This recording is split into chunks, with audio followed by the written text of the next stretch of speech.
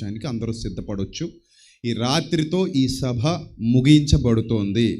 ఇందాక విజయ్ శిరీష ఏడుపు వచ్చేస్తుంది అన్నయ్య, పదే పదే చెప్పకుండా అన్నయ్య అంటున్నారు. మీకు ఏడుపు వచ్చినా, నవ్వు వచ్చినా, బాధ కలిగినా, దుఃఖం కలిగినా చెప్పక తప్పదు. సాయంత్రంతో ఈ సభ ముగించబడుతోంది కనుక విలువైన సమయాన్ని జాగ్రత్తగా సద్వినియోగం చేసుకోండి. 6 రోజులు ఇట్టే అయిపోయాయి, చిటికేస్తే అయిపోయినట్టు అయిపోయాయి 6 రోజులు. ప్రతి సంవత్సరం మనకి బాధ ఉంటుంది. ప్రతి సంవత్సరం అనిపిస్తుంది ఇలాగా, అర్రే అప్పుడే అయిపోయింటే ఇంకో 2 రోజులు ఉంటే బాగుండు, ఇంకో 3 రోజులు ఉంటే బాగుండు అనిపిస్తుంది. సో ఈ సంతోషం ఏదైతే మనం అనుభవిస్తున్నామో, ఈ ఆనందం ఏదైతే మనం అనుభవిస్తున్నామో, అది నిత్యం మనకి దేవుని సన్నిధిలో ఉంటుంది. ఇంతకంటే గొప్పదైన ఆత్మానందం, ఇంతకంటే గొప్పదైన సంతోషం, ఇంతకంటే గొప్పదైన ఆయన కృప, ఆయన కనికరంతో కూడినటువంటి ఆ వాత్సల్యం మనకు నిత్యం ఉంటుంది ఆయన సన్నిధిలో. అది అనుభవిస్తాం మనం, అదే మనకు వాగ్దానం చేయబడింది. కాబట్టి ప్రియమైన దేవుని సంఘమా, ప్రార్థన చేసుకుని మనం కొద్ది నిమిషాలు వాక్యం ధ్యానిద్దాం. దాంతోపాటుగా బాప్తిస్మం పొందడానికి సిద్ధపడినటువంటి పిల్లలందరికీ దేవుని జ్ఞానాన్ని పంచుదాం. ఆ బాప్తిస్మంలో మనం అందరం సంతోషిద్దాం. ఒక్క పాపి మారు మనసు పొందితే పరలోకంలో ఉన్న తండ్రికి గొప్ప సంతోషం, గొప్ప సంతోషం. ఆ సంతోషాన్ని అనుభవిద్దాం. తలలో వంచండి, ప్రార్థన చేద్దాం. మహాపరిశుద్ధుడైన మా కన్న తండ్రి, మహోన్నతుడ, దయగల దేవ, కృపగల ప్రభువా, మీ పవిత్ర నామానికి స్తుతులు స్తోత్రాలు చెల్లిస్తున్నాం తండ్రి. అనేక మంది పిల్లలు మీ సత్యమును గురించి విని సంరక్షింపబడి సత్య మార్గంలో నడుస్తూ ఈ దినాన ప్రభు అనేక మంది మారు మనసు పొంది మీ కృపకు పాత్రులుగా ఎంచబడుటకు తండ్రి, వారు తిరిగి జన్మించుటకు సిద్ధపడి ఉండగా తండ్రి, మీ జీవవాక్య సందేశం ద్వారా వారి హృదయాలు గెలుచుకున్నందుకు మీకు కృతజ్ఞతాస్తుతులు చెల్లిస్తూ పిల్లలందరినీ దీవించి ఆశీర్వదించమని వేడుకుంటూ మీ సత్యవాక్య ప్రకాశము చేత మీ బిడ్డలను వెలిగించమని ప్రాధేయపడుతూ ఘనత, మహిమ, ప్రభావములు మీకు మాత్రమే చెల్లిస్తూ తండ్రి, ఈ దినము మీ పిల్లలందరితో కూడా మీరు ఉండమని వేడుకుంటూ యేసుక్రీస్తు నామములో ప్రార్థన మనవులు సమర్పించి మీ వద్ద నుండి జవాబు పొందుకుంటున్నాం మా కన్న తండ్రి, ఆమేన్. ప్రియమైన దైవజనాంగమ, సర్వశక్తుడగు దేవుడు, సర్వోన్నతుడగు దేవుడు ఆయన కృప చొప్పున మనల్ని కనికరించి కరుణించి మనం అడుగక మునుపే మన ప్రతి పాపాన్ని ఆయన కృపలో క్షమించేశాడు. ఆయనను పరలోకం నుంచి క్రిందికి తెచ్చుటకు మనం ఏ ప్రయత్నము చేయలేదు. ఆయనే మొదట మనలను ప్రేమించాను. మనం ఆయన్ని ప్రేమించడం కాదు, ఆయనే మొదట మనలను ప్రేమించాను. ఆయన మొదట మనలను ప్రేమించి మన యొద్దకు ఆయన దిగి వచ్చారు. నా పాయింట్ అర్థమవుతుందా మీకు? ఆయనే మనలను ప్రేమించి మన యొద్దకు ఆయన కుమారుడైన క్రీస్తు దిగి వచ్చారు. వచ్చి మనల్ని రక్షించుట కొరకు తన పవిత్ర రక్తాన్ని ధారపోశారనే సత్యాన్ని నిన్న మొన్న మీకు చాలా స్పష్టంగా లేఖనాల్లో నుండి ఉపదేశించడం జరిగింది.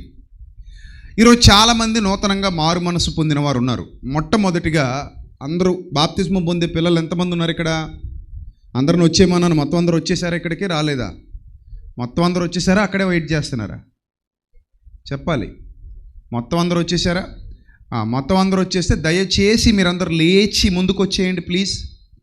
ఎంతమంది అక్కడ? 15 మందో 25 మందో ఉన్నారు. లేడీస్ ప్రత్యేకంగా, జెంట్స్ ప్రత్యేకంగా ఇంకా ఎంతమందో 20 మందో 25 మందో ఉన్నారు. మొత్తం అందరూ కూడా దయచేసి ముందుకు వచ్చేయాలి. మొత్తం అక్కడ ఎంతమంది అయితే నాకు కనబడ్డారో వాళ్ళందరూ ముందుకు వచ్చేయాలి. ఈ ప్రాంగణంలో మీరు నిలబడాలి. జెంట్స్, లేడీసు మొత్తం వచ్చి ఈ ప్రాంగణంలో నిలబడాలి. రైట్. ఈ ప్రసంగం అయిపోయిన వెంటనే మనం ఇక్కడ నుంచి బాప్తిస్మానికి వెళ్ళబోతున్నాం కనుక ఈ విషయాన్ని అందరూ గమనించండి, గుర్తించండి. ఇంకెవరైనా బయటకు వెళ్ళిన వాళ్ళు ఉంటే దయచేసి వాళ్ళు కూడా రండి. ఈ ప్రాంగణంలో నేను చెప్పిన చోట నిలిచి ఉండండి. మీకు కొన్ని విషయాలు ఇప్పుడు నేను ఎక్స్ప్లెయిన్ చేస్తాను, జాగ్రత్తగా వినాలి. మీరందరూ కూడా జాగ్రత్తగా వినాలి. Right right. ఇంకెవరైనా బాప్తిస్మానికి పేర్లు ఇచ్చినటువంటి పిల్లలు అక్కడక్కడ ఎవరైనా ఉంటే కనుక అందరూ తప్పకుండా రావాలి. ఇక్కడ ఈ గుంపులో మీరు నిలబడాలి. ఈ గుంపులో మీరు నిలబడాలి. ఇంకా చాలామంది ఉన్నారు వెనకది, తొందరగా రండి అందరూ కూడా. ఇంకా బయట ఎవరైనా ఉంటే వాళ్ళు కూడా. అమ్మ, ఆయనకి స్థలం ఇవ్వండి అమ్మా, ఆయన కొంచెం ముందుకు తీసుకొస్తారు. ఆ చైర్లో ఉన్న ఆయన్ని ముందుకు తీసుకొస్తారు ఆయన్ని. రైట్, అలా పెట్టండి, అక్కడ పెట్టండి. మిగిలిన వాళ్ళందరూ ఇటు పక్క నిలబడండి. Right right. God bless you. ఇంకెవరైనా ఉంటే వాళ్ళని కూడా తోడుకుని రండి. సరే, ఇప్పుడు నేను మీకు విషయం తెలియజేస్తున్నాను, జాగ్రత్తగా వినండి. ఉదయకాలపు సందేశం యొక్క కొనసాగింపు ఏదైతే ఉందో అది రాత్రికి మనం మాట్లాడుకుంటాం. అందులో ఇంకా చాలా లోతైన సంగతులు ఉన్నాయి. నేను త్వరగా టైం తీసుకుని అవన్నీ మీకు ఎక్స్ప్లెయిన్ చేస్తాను. ఇప్పుడు నేను మాట్లాడబోతున్నటువంటి విషయాలు ఏవైతే ఉన్నాయో చాలా స్పష్టంగా మీరు అర్థం చేసుకోవాలి. ముఖ్యంగా ఈనాటి సమాజం ఏమంటుందంటే క్రైస్తవులు మతం మార్చేస్తున్నారు, క్రైస్తవ బోధకులు కల్పనా కథలు చెప్పి మాయమాటలు చెప్పి అబద్ధాలు చెప్పి లేకపోతే ప్రలోభాలకు గురి చేసి మతాలు మారుస్తున్నారనే ఒక నింద ఈరోజు క్రైస్తవ సేవకుల మీద, క్రైస్తవ సమాజం మీద కొంతమంది కుట్రదారులు అంటున్నారు అలాగా. సో ఇక్కడ సత్యం తెలుసుకుని ఒక మార్గాన్ని విడిచి మరొక మార్గంలోనికి రావడం, లేదా ఆ పురాతనమైన ప్రాచీన జీవితాన్ని, ప్రాచీన స్వభావాన్ని విడిచిపెట్టి క్రొత్త జీవితంలోకి అడుగు పెట్టడం అనేది కేవలం వారికి ఉన్న స్వేచ్ఛ మీద ఆధారపడి ఉంటుంది. దేని మీద ఆధారపడి ఉంటుంది? వాళ్ళకున్న స్వేచ్ఛ మీద ఆధారపడి ఉంటుంది.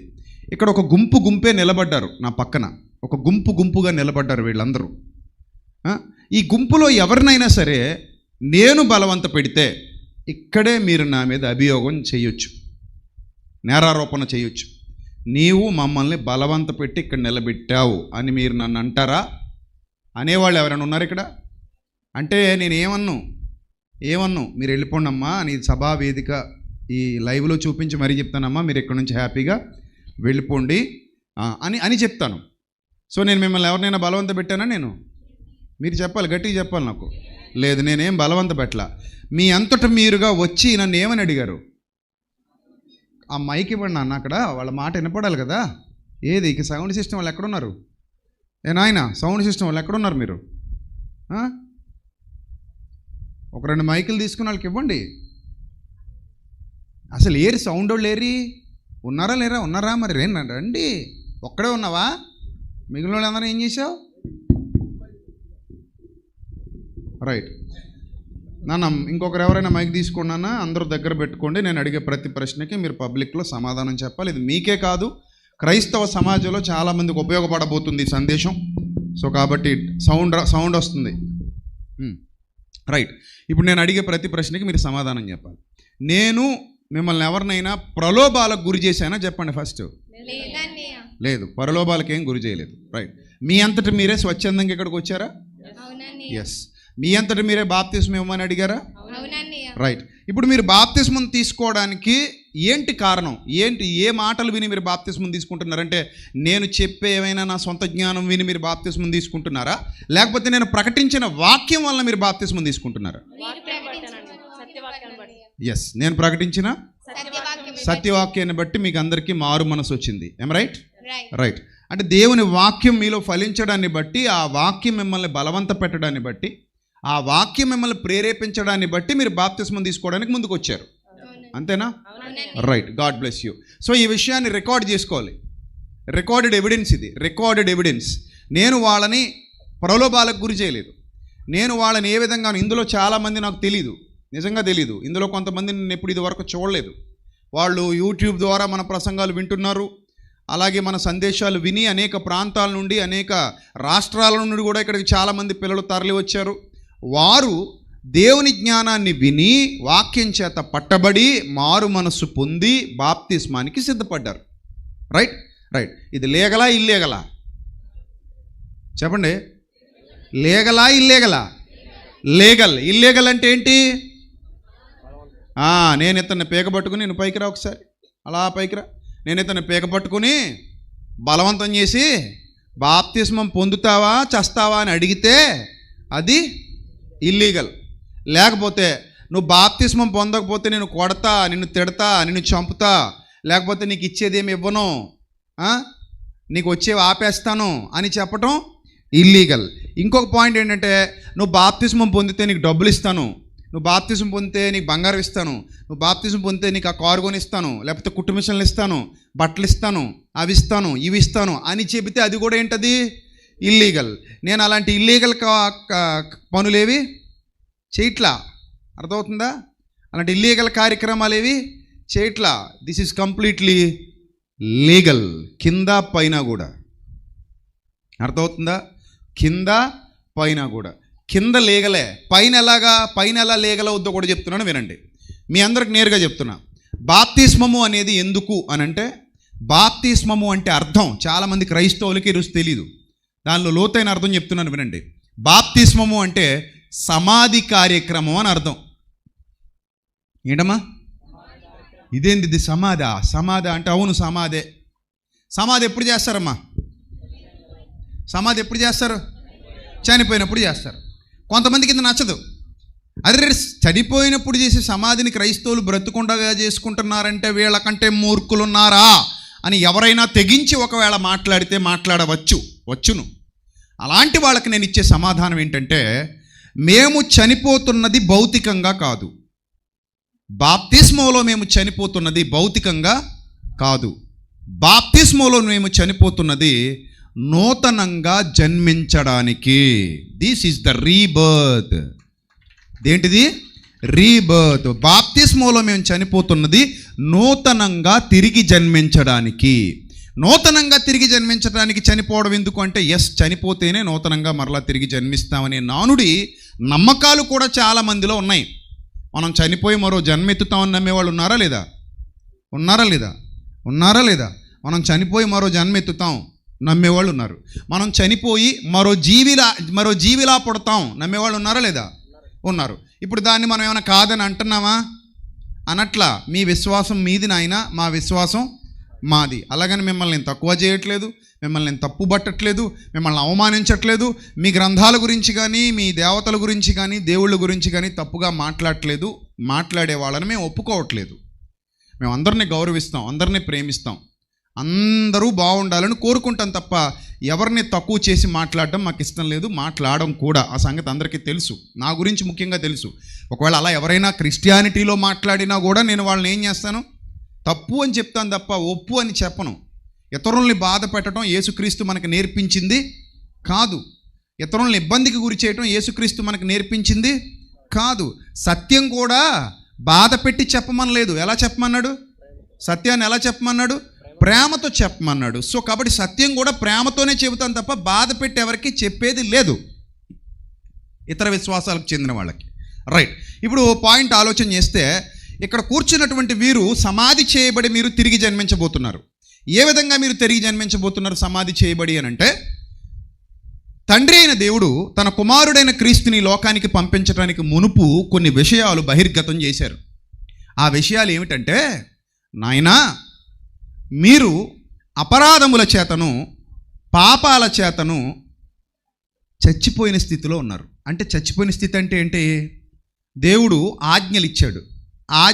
ఆజ్ఞాతిక్రమం ఏమన్నాడు? పాపం అన్నాడు. పాపం వల్ల వచ్చే జీతం ఏంటన్నాడు? మరణం అన్నాడు. ఇది పరలోకపు చట్టంలో విధి. ఎక్కడ విధి ఇది? భూలోకపు చట్టం కాదు, పరలోకపు చట్టంలో విధి. భూలోకపు చట్టంలో కూడా కొన్ని విధులు ఉన్నాయి. భూలోకపు చట్టంలో రాజ్యాంగం ఉంది. రాజ్యాంగాన్ని అనుసరించి మానవ జీవితాలు ముందుకు కదలాలని దాని క్రింద కొన్ని చట్టాలు చేసుకున్నాం మనం. రాజ్యాంగం క్రింద కొన్ని చట్టాలు మనకు నడుస్తున్నాయి. ఆ చట్ట వ్యతిరేక కార్యకలాపాలు ఎవరైనా చేస్తే అందులో మరణశిక్షలు కూడా ఉంటాయి. ఏముంటాయి? మరణశిక్షలు. ఒక్కో దేశానికి ఒక్కో విధమైన చట్టం ఉంటుంది. ఒక్కో దేశానికి ఒక్కో విధమైన చట్టం. భారతదేశ చట్టాలు వేరు, షరియా చట్టాలు వేరు, అమెరికా చట్టాలు వేరు, ఆఫ్రికా చట్టాలు వేరు. కొన్ని దేశాల చట్టాలు కొన్ని విధానాలను అవలంబించి రాసుకున్నారు. వాళ్ళ చట్టాలు వాళ్ళ దేశంలో ఉన్న వాళ్ళందరూ గౌరవించాలి. గట్టిగా మాట్లాడితే ఆ దేశానికి గాని అడుగు పెడితే ఆ చట్టాలు మనకు కూడా వర్తిస్తాయి. అర్థమైందా? ఆ దేశానికి అడుగు పెడితే ఆ చట్టాలు మనకు కూడా ఏమవుతాయి? వర్తిస్తాయి. ఉదాహరణకి ఇక్కడ ఒక గసగసాల మూట కొనుక్కొని ట్రైన్ కానీ ఫ్లైట్ కానీ ఎక్కామనుకో, లోపల నుంచి ఎక్కనిస్తాడా? ఎక్కనివ్వడా? గసగసాలు ఎక్కనిస్తాడు. ఎందుకు ఎక్కనివ్వడు? మనకు లేగలేదు, ఇబ్బంది ఏమీ లేదు. అదే అరబ్ కంట్రీస్లోకి ఏదైనా గసగసాల మూట వేసి కానీ వెళ్ళావనుకో, తీసుకెళ్ళి లోపలేస్తారు. అంటే కొన్ని చోట్లవి నిషేధం. ఆ చట్టాన్ని గౌరవించి అక్కడికి నువ్వేం తీసుకెళ్ళకూడదు? గసగసాలు తీసుకెళ్ళకూడదు. థాయిలాండ్లో బ్యాంకాక్లో గంజాయి మూటలు పట్టు తిరుగుతున్నావు అనుకో, ఏం చేస్తారు? జైల్లో పెడతారా? రేటు ఎప్పుడైనా మనల్ని పెట్టరు. అక్కడ మీ ఊళ్ళో పెడతారు, ఆ ఊళ్ళో పెట్టరు. మా అమ్మగారు అంటున్నారు జైల్లో పెడతారని అంటున్నారు. థాయిలాండ్లో జైల్లో పెట్టరమ్మా, బ్యాంకాక్లో జైల్లో పెట్టరు. ఎందుకు పెట్టరంటే, బ్యాంకాక్లో ఎలా ఉంటుంది చెప్పనా? ఇది పోలీస్ స్టేషను. పోలీస్ స్టేషన్ పక్కనే గంజాయి కొట్టు. నిజం, ఇది పోలీస్ స్టేషన్ పక్కనే గంజాయి కొట్టు. ఇప్పుడు నేను థాయిలాండ్ వెళ్తే చూడండి, పక్కనే ఉంటుంది బాగా గంజాయి కొట్టు. ఇప్పుడు ఆ గంజాయి కొట్టు లోపల సరుకు వరుసగా పేర్చి ఉంటుంది డబ్బాల్లో. నెంబర్ 1 క్వాలిటీ పైన ఉంటుంది, నెంబర్ 2 క్వాలిటీ కింద ఉంటుంది, నెంబర్ 3 క్వాలిటీ కింద ఉంటుంది. అక్కడ తీసుకొని నువ్వు ఒక సిగరెట్లో పెట్టుకుందాన్ని కాల్చుకుంటూ పోతుంటారు. అక్కడ ఎవ్వడు మాట్లాడు, ఎందుకంటే అక్కడ గంజాయి లీగల్. థాయిలాండ్లో గంజాయి ఏంటి? లీగల్. అదే మన ఊరు, మన అనపర్తి పోలీస్ స్టేషన్ పక్కన కానీ కొట్టెట్టావనుకో, నువ్వు కొట్టెట్టడం మాట పక్కనెట్టు. అసలు అక్కడ గంజాయి ఉందని తెలిసిన వెంటనే నిన్నేం చేస్తారు? మూసేసి లోపలేస్తారు. కాబట్టి ఇండియా చట్టాలు వేరు, థాయిలాండ్ చట్టాలు వేరు, పరలోకపు చట్టాలు వేరు. ఇండియా చట్టం క్రిందకి ఇండియన్స్ వస్తారు, థాయిలాండ్ చట్టం క్రిందకి థాయిలాండ్ వాసులు వస్తారు, చైనా చట్టం క్రిందకి చైనా వాసులు వస్తారు, జపాన్ చట్టం క్రిందకి జపాన్ వాసులు వస్తారు, దేవుని చట్టం క్రిందకి ప్రపంచ ప్రజలందరూ వస్తారు. ఇది బాప్తిస్మం పొందే వాళ్ళకి అర్థం అవ్వాల్సినటువంటి విషయం. చాలా అట్టిపండోల్చి నోట్లో పెట్టినట్టు చెప్తున్నాను. ఇంత అందంగా ఎవడు చెప్పడు, మీకు చెప్పాలి కాబట్టి ఇది నా బాధ్యత కాబట్టి చెప్తున్నాను. ఇదంతా విన్న తర్వాత కూడా ఒకవేళ మాకు బాప్తిస్మం వద్దనుకుంటే మీరు వెళ్ళి అక్కడ కూర్చోవచ్చు, అప్పుడు కూడా నేను మిమ్మల్ని బలవంత పెట్టను. Note this point. ఇదంతా విన్న తర్వాత మాకు బాప్తిస్మం అవసరం లేదని ఎవరైనా అనుకున్నా కూడా వెళ్ళి మీరు హ్యాపీగా అక్కడ కూర్చోవచ్చు. మిమ్మల్ని ఎవ్వరూ ఇక్కడ బలవంతం పెట్టరు. సంపూర్ణంగా మీ అధికారం క్రిందే ఏదైనా జరుగుతుంది, సంపూర్ణంగా మీ ఇష్టం మీదే ఏదైనా జరుగుతుంది. రైట్. ఇక్కడ ఇంకో పాయింట్ చెప్తున్నాను వినండి. ఇప్పుడు వీళ్ళకి బాప్తిస్మం ఇవ్వాలి అంటే ముందు వీళ్ళకి చట్టం తెలియాలి. ఏంటి చట్టం అంటే, మనిషి భూమి మీదకి వచ్చిన తర్వాత లోక చట్టాల ప్రకారంగా ఎలా ఉన్నా కానీ దైవ చట్టాలలో కొన్నిటిని అతిక్రమించడం వల్ల పాపిగా పరిగణింపబడుతున్నాడు. దైవ చట్టంలో కొన్ని రూల్స్ అతిక్రమించడం వల్ల దైవ చట్టం చాలా చెబుతోంది. దేవుణ్ణి నమ్మాలి, దైవ చట్టంలో ఉంది అది, దేవుణ్ణి నమ్మాలి. అలాగే మన భారతదేశ చట్టంలో కూడా కొన్ని ఉన్నాయి. జాతీయ గీతాన్ని ఏం చేయాలి? గౌరవించాలి. జాతీయ జెండాను ఏం చేయాలి? గౌరవించాలి. నేను జాతీయ జెండాను గౌరవించను అంటే వాడు ఏమవుతాడు? చెప్పండి. శిక్షార్హుడు. నువ్వు భారతదేశంలో ఉన్నావా? జాతీయ జెండాను గౌరవించాలి. భారతదేశంలో ఉన్నావా? జాతీయ గీతాన్ని గౌరవించాలి. భారతదేశాన్ని గౌరవించాలి. దేశభక్తి అందరికీ ఉండాలి. ప్రతి ఒక్కడు దేశాన్ని ప్రేమించాలి. ఒకవేళ నేను దేశాన్ని ప్రేమించను, నేను దేశ గీతాన్ని గౌరవించను, దేశ సార్వభౌమత్వాన్ని సమగ్రతను గౌరవించను ఎవరైనా అంటే కనుక వాళ్ళు ఈ దేశవాసులుగా ఉండటానికి అర్హులు కారు. వాళ్ళు దేశ ద్రోహుల లెక్కలోకి వస్తారు. అది పెద్ద కేసు. అది దేశద్రోహుల లెక్కలోకి వస్తే అది పెద్ద కేసు. దేశాన్ని ప్రేమించాలనేది మన భారతదేశ చట్టం అయితే, జాతీయ జెండాను గౌరవించాలనేది మన భారతదేశ చట్టం అయితే, జాతీయ జెండా కూడా కొన్ని విధులు కొన్ని పద్ధతులు ఉంటాయి. ఎక్కడ పడితే అక్కడ, ఎలా పడితే అక్కడ, ఎవరు పడితే వాళ్ళు ఎగరేసేయకూడదు.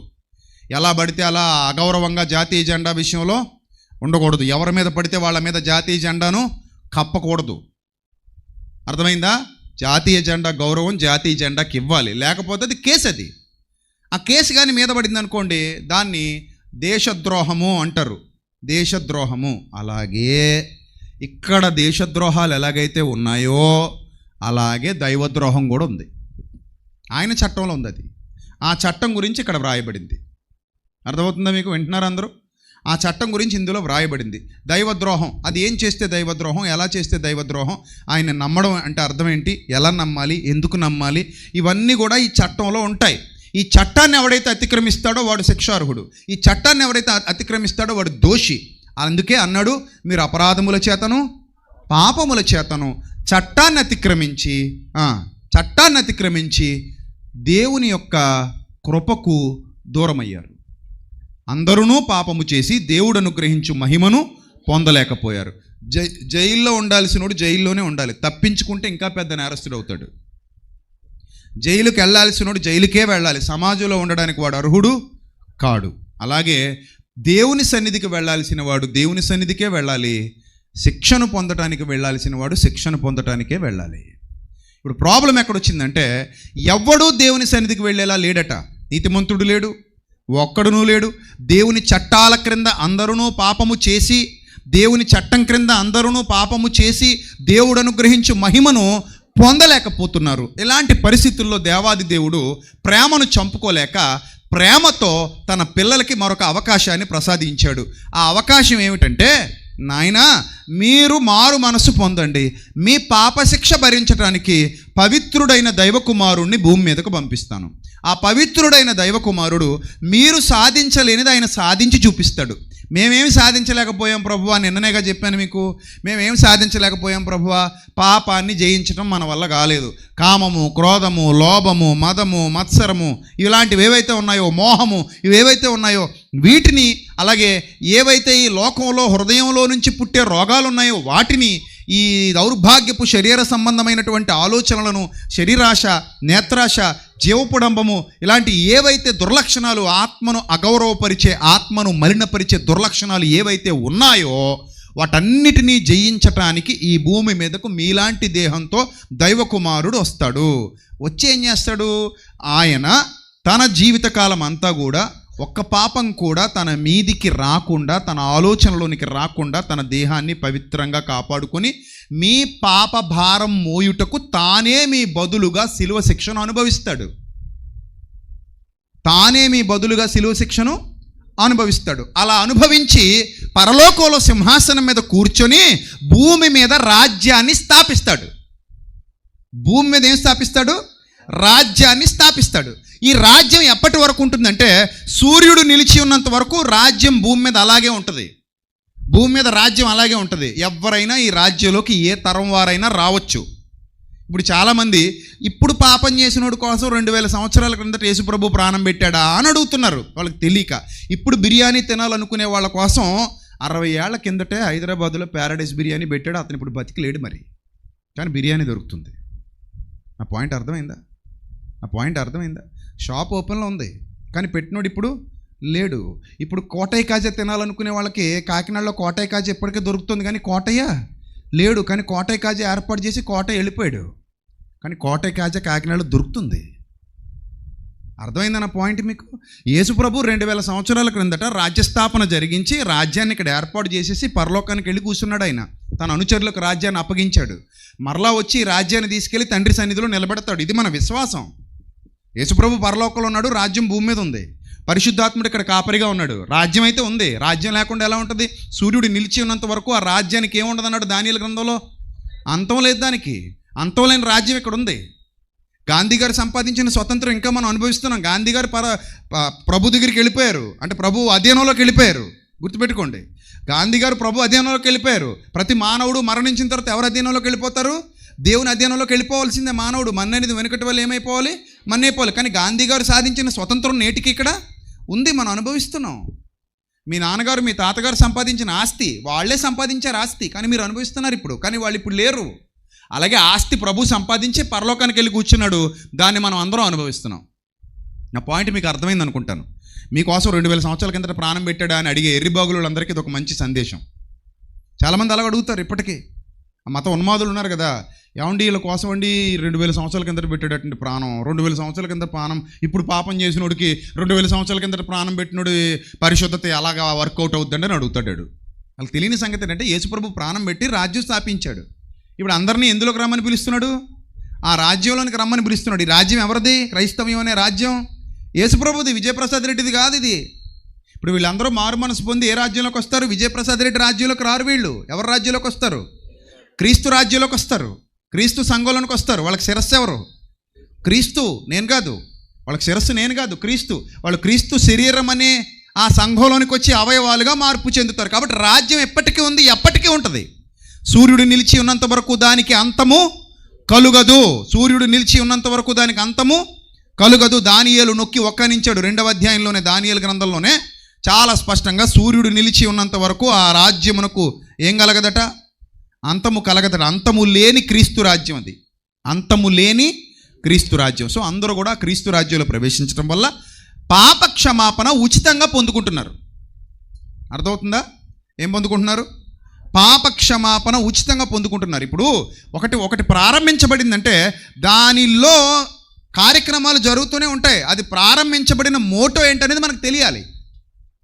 సంఘం ప్రారంభించబడి 100 సంవత్సరాలైన సంఘాలు ఉన్నాయి. ఇంచుమించు 1000 సంవత్సరాల చరిత్ర కలిగిన సంఘాలు కూడా ప్రపంచవ్యాప్తంగా ఉన్నాయి. అంటే సంఘాలు ఎప్పుడో స్థాపించేశారు. ఆ స్థాపించిన వ్యక్తి లేకపోవచ్చు, కానీ సంఘం ఎప్పటికీ అలానే ఉంది. వాళ్ళ తర్వాత తరం వాళ్ళు దాన్ని కంటిన్యూ చేస్తూ ఉంటారు. అర్థమైందా? అలాగే యేసుప్రభు వారు పరలోకానికి వెళ్ళి కూర్చొని సంఘ బాధ్యత ఎవరికి అప్పగించారు? శిష్యులకు అప్పగించి, నాయన మీరు సర్వలోకానికి వెళ్ళండి, సర్వ సృష్టికి సువార్త ప్రకటించండి, నమ్మి బాప్తిస్మం పొందినవాడు రక్షింపబడును, నమ్మని వాడు వాని పాపముల ఫలితాన్ని అనుభవించడానికి నిత్యాగ్నిలోనికి వెళతాడు. అర్థమైందా? పాపక్షమాపణ అంగీకరించిన వాడు, మారు మనసు పొందని వాడు తన పాప ఫలితాన్ని పొందుకుంటాడు. నన్ను నమ్మలేనందుకు నరకోలేస్తానని అనలేదు ఆయన. తన పాపములు విడిచిపెట్టి మారు మనసు పొందలేదు కనుక, నేను ఉచితంగా ఇస్తానన్న పాపక్షమాపణ కూడా తీసుకోలేదు కనుక అతని క్రియల ఫలితం లభిస్తుంది. అంతే దాని అర్థం. శిక్షింపబడతాడు అతని క్రియల ఫలితాన్ని బట్టి. అదే చెప్తున్నాను మీకు. ఇప్పుడు ఇంకొక పాయింట్ కూడా చెప్తాను మీకు అర్థమయ్యే భాషలో, భూలోకపు చట్టపు భాషలో ఒక మాట చెప్పి నేను ముగిస్తాను. అదేమిటంటే, ఒక మనిషి పాపం చేసి ఉరిశిక్ష కానీ విధించబడితే, కొన్ని 100 సార్లు చెప్పాను మీకు, ఉరిశిక్ష కానీ విధించబడితే అతనికి ఇంకా దారి ఏమీ లేదు. ఖచ్చితంగా ఏమవ్వాలి? మన భారతదేశ చట్టాల ప్రకారం ఏమవ్వాలి? చచ్చిపోవాలి. ఇంకా వేరే దారి లేదు. ఉరిశిక్ష విధించబడిన ఖైదీ మన భారతీయ చట్టాల ప్రకారంగా మరణించాలి. కానీ ఒక ఛాన్స్ అయితే ఉంది. ఏముంది? ఒక ఛాన్స్ అయితే ఉంది. ఆ ఛాన్స్ ఏంటంటే, ఒకే ఒక ఛాన్స్ ఏంటంటే, రాష్ట్రపతి క్షమాభిక్ష పెడితే ఉరిశిక్ష రద్దవుతుంది. అర్థమవుతుందా? భారతదేశ చట్టం చెప్తున్నాను. భారతదేశ మానవులు రాసుకున్న చట్టం ఇది, మన భారతీయులు రాసుకున్న చట్టం ఇది. ఆ చట్టంలో రాష్ట్రపతి గనుక క్షమాభిక్ష పెడితే అతని ఉరిశిక్ష ఏమవుతుంది? రద్దవుతుంది. ఏమండి, రాష్ట్రపతి క్షమాభిక్ష పెడుతుంటే ఉరిశిక్ష రద్దవుతున్నప్పుడు సర్వోన్నతుడైన దేవుని కుమారుడు క్షమాభిక్ష పెడితే మన శిక్ష రద్దవదా? మనిషి రాసుకున్న చట్టంలో క్షమాభిక్ష ఉన్నప్పుడు దేవుడి చట్టంలో క్షమాభిక్ష ఉండడంలో ఏమైనా ఎంతుందా? మనిషి కంటే దేవుడు గొప్పవాడుగా, మనిషి కంటే దేవుడు ఎక్కువగా మనిషిని ప్రేమిస్తున్నాడుగా. అంటే నీ ప్రతి పాపాన్ని క్షమించడానికి నేను నా పవిత్ర రక్తాన్ని ధారపోసాను, ఆ శిక్ష నా మీద వేసుకున్నానని ఆయన తన చట్టంలో రాసి మనకి చెబితే, ఆ చట్టాన్ని గౌరవించటాన్ని మతం మారడం అని ఎందుకంటారు? ఆ చట్టాన్ని గౌరవించటం విశ్వాసం అంటారు. ఎవరి చట్టం ఇది? దేవుడి చట్టం. వ్రాయబడింది, నచ్చింది, నాకు నచ్చి, ఓహో అంటే నా పాపాన్ని శాపాన్ని తొలగించడానికి 2000 సంవత్సరాల క్రిందట దేవుని ఆలోచన మేరకు, దేవుని ప్రణాళిక మేరకు ఆయన కుమారుడైన క్రీస్తు ఈ లోకానికి వచ్చి శరీరధారిగా ఈ లోకంలో జన్మించి 33.5 సంవత్సరాల సుదీర్ఘకాలం పాటు ఎక్కడ పాపానికి చోటివ్వకుండా ఆయన బ్రతికి తన పవిత్ర రక్తాన్ని కలువరి శిలువలో ధారపోసి నా కొరకు ప్రాణత్యాగం చేశారు. నా కొరకు ఏం చేశారు?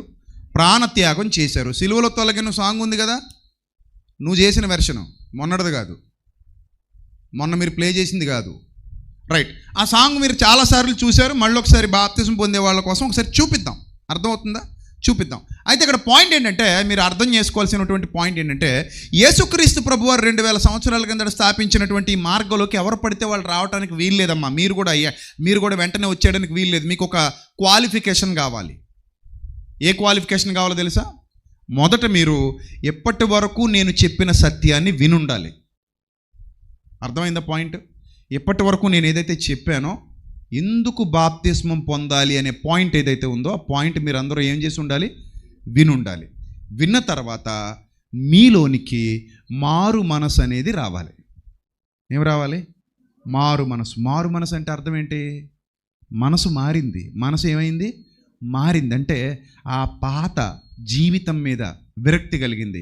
నేను నా గతకాలపు అనుభవాలలో పాపంలో బ్రతికాను, దేవుని చట్టాలకు వ్యతిరేకంగా ఆలోచనలు కలిగి ఉన్నాను, దేవుని చట్టానికి భిన్నమైన ఆలోచనలు కలిగి జీవించాను, దేవుని చట్టం ప్రకారం నేను పరిశుద్ధురాలనైతే కాదు, దేవుని చట్టం ప్రకారంగా నా మీద పాపం ఏలుబడి చేస్తోంది, అపరాధాల చేత పాపముల చేత చచ్చిన స్థితిలో నేను ఉన్నాను గనుక ఇప్పుడు దేవుని చట్ట ప్రకారంగా శిక్షార్హురాలనన్న భావన నాకు కలుగుతోంది గనుక నేను ఇప్పుడు క్రీస్తు ప్రేమను బట్టి ప్రకటింపబడిన ఆ పాపక్షమాపణ, మారు మనసు ద్వారా ప్రకటింపబడుతున్న ఆ పాపక్షమాపణ, దానిని త్వరపడి పొందుకోవాలన్న ఆశతో నేను ఆయన చట్టాన్ని గౌరవించి దేవుని సన్నిధికి వచ్చి ఇప్పుడు దేవుని సేవకుని అడుగుతున్నాను, అయ్యా ప్రపంచంలో చాలా విశ్వాసాలు ఉన్నాయి.